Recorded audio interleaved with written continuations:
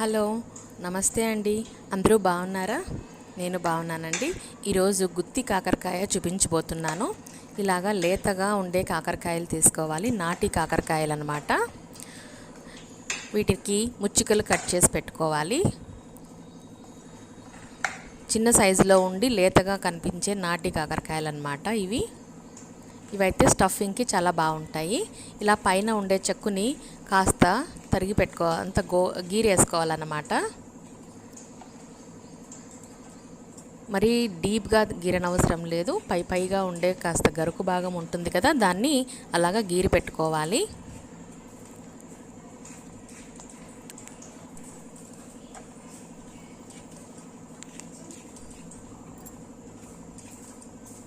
ఇలాగా అన్ని చెక్కు తీసి పెట్టుకోవాలన్నమాట. ఇప్పుడు కత్తితో ఘాటు పెట్టుకొని లోపల ఏమైనా గింజలు అవి ఉంటే మనకు అక్కర్లేదనుకుంటే తీసి పెట్టేయచ్చు, పక్కన పెట్టచ్చు. ఇలాగ మధ్యకు చీల్చుకోవాలి. చీల్చిన దాంట్లోనే మనము మసాలా స్టఫ్ చేస్తామన్నమాట. ఇప్పుడు మనం పొడి చేసి పెట్టుకుంటున్న ఒక మసాలా ఉంది కదా, అది దీన్ని స్టఫ్ చేసుకోవటానికి. లేత కాకరకాయలు తీసుకోవటం వల్ల గింజలు అవి ఉండవన్నమాట. ఒకటి అరా ఏదైనా ఉన్నా కూడా మనం పక్కన వేసుకోవచ్చు. గింజలతో కూడా అలాగే తినవచ్చు కూడా, ఏం కాదు. ఇప్పుడు వీటిని మధ్యలో చిటికెడంత ఉప్పు తీసుకుని లోపలంతా పట్టించి పెట్టాలన్నమాట. ఒక్కొక్క కాకరకాయకు లోపల చిటికెడంత ఉప్పుతో స్ప్రెడ్ చేసి బాగా పట్టించాలన్నమాట. ఇలా ఉప్పు పట్టించటం వలన చేదుగా అనిపించదు, చేదు తక్కువగా ఉంటుంది, తినటానికి బాగా రుచిగా ఉంటుంది.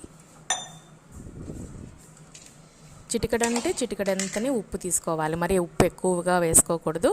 ఇదిగోండి, అలాగా చిటికెడంత ఉప్పు తీసుకొని లోపలంతా బాగా పట్టించుకోవాలి. ఇలా పట్టించి పెట్టుకున్న కాకరకాయలలో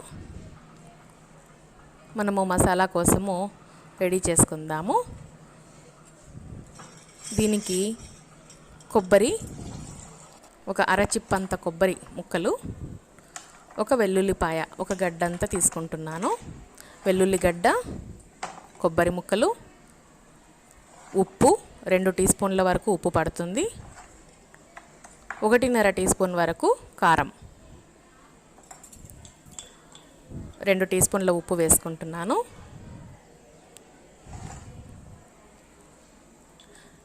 ఇంకా దీంట్లో వేరే ఇతర మసాలాలు ఏమీ అవసరం లేదు. ఇది బాగా పడుతుంది కాకరకాయకు, చాలా బాగుంటుంది. నూనెలో వేసి వేగటం వలన వెల్లుల్లిపాయ ఫ్లేవర్ చాలా బాగా పట్టుకుంటుందన్నమాట. ఇంకా వేరే అదర్ ఇంగ్రీడియంట్స్తో కూడా పని లేదు, చాలా సింపుల్ మసాలా.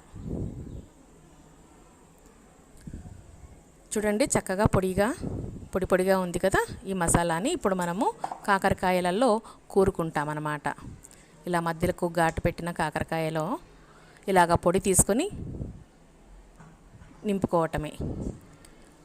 కాస్త ఒత్తి పెట్టడం వలన ఎక్కువగా పౌడర్ దాంట్లో స్టిక్ ఆన్ అయి ఉంటుందన్నమాట. ఊడిపోవటం కానీ రాలిపోవటం కానీ జరగదు. ఇలాగా అన్నిటినీ కూరి ఉంచుకోవాలి. ఒక్కొక్క దానిలో ఇలా కొబ్బరి పొడిని కూర్చి అంతా అయిన తర్వాత ఇలాగ ఒకసారి ఒత్తుకుంటే లాక్ అయిపోయినట్లుగా అవుతుందన్నమాట. చక్కగా సీల్ అయిపోయి ఉంటుంది. ఈ కొబ్బరి పొడిని మనం కావాలంటే సపరేట్గా కూడా ఫ్రై చేసి పెట్టుకోవచ్చు. ఏదైనా కర్రీలో వాడుకోవటానికి కూడా ఇది పనికొస్తుంది. ఎక్కువగా మిగిలిపోతే ఆ పని చేయొచ్చు. ఇవి సరిపడా, ఇప్పుడు నేను వీటికి సరిపడా పొడి తయారు చేసి పెట్టుకున్నాను. ఈ స్టఫింగ్కి సరిపోతుందన్నమాట ఈ పొడి. మీకు కాస్త ఎక్కువగా మిగిలినట్లయితే పైన చల్లుకోవచ్చు. కాకరకాయలు బాగా ఫ్రై అయిన తర్వాత ఈ పొడిని కాస్త చల్లుకుంటే కూడా పైన మనకు కలుపుకొని తినడానికి కూడా పౌడర్ బాగా గుజ్జుగా తయారయ్యి ఉంటుంది. అలా కూడా చేసుకోవచ్చు. ఈ విధంగా కాకరకాయలన్నిటినీ కూరి రెడీగా ఉంచుకోవాలి ఫ్రైకి. చూడండి చక్కగా సీల్ అయిపోయిన కాకరకాయలు. నాకు పౌడర్ అంతా ఆల్మోస్ట్ అయిపోయింది కాబట్టి ఇలా మూకుట్లో ఆయిల్ వేడి చేసుకున్న తర్వాత ఒక్కొక్కటిగా వేస్తున్నాను కాకరకాయలు ఫ్రై చేయడానికి. అన్నిటికీ నూనె సరిపడా అంటుకునేలాగా మనము దీన్ని ప్లేస్ చేసుకోవాలి మూకుట్లో. మధ్య మధ్యలో కలబెట్టడం వలన అన్నిటికీ సరిపడా ఆయిల్ అందుతుంది. ఆయిల్ తగిలి ఉంటుంది కాబట్టి ఆ వేడికి కూడా మగ్గిపోతుందన్నమాట. కాస్త ఆయిల్ ఎక్కువ పడుతుంది. నేను దీనికి 3 టేబుల్ స్పూన్స్ ఆయిల్ వేసుకున్నాను మూకుట్లో. సిమ్లో పెట్టి వేపుకోవాలన్నమాట. ఇలాగా అన్నిటినీ ప్లేస్ చేసేసాను. మధ్య మధ్యలో ఇలాగా కలిపెట్టుకుంటూ ఉండాలి. లేకపోతే ఒక చోట ఉన్నది ఒకవైపు మాత్రమే ఖాళీ ఉంటుంది కదా. ఇలాగా మధ్య మధ్యలో తిప్పుతూ ఉండాలన్నమాట. ఒకవైపు మాత్రమే ఖాళీ, ఇంకొక వైపు పచ్చిగా ఉండిపోతుంది కూడా. ఎందుకంటే కాకరకాయ లావుగా ఉంటాయి కదా. ఒక సైడు మగ్గిపోయి ఉంటుంది, ఇంకొక సైడ్ పచ్చిగా ఉండకుండా ఇలా మధ్యలో ఫ్లిప్ చేసుకుంటూ ఉండాలి, తిరిగేసుకుంటూ ఉండాలి. దీనివల్ల అన్ని వైపులా సమంగా ఫ్రై అవుతుంది, చక్కగా కాలుతుంది కూడా.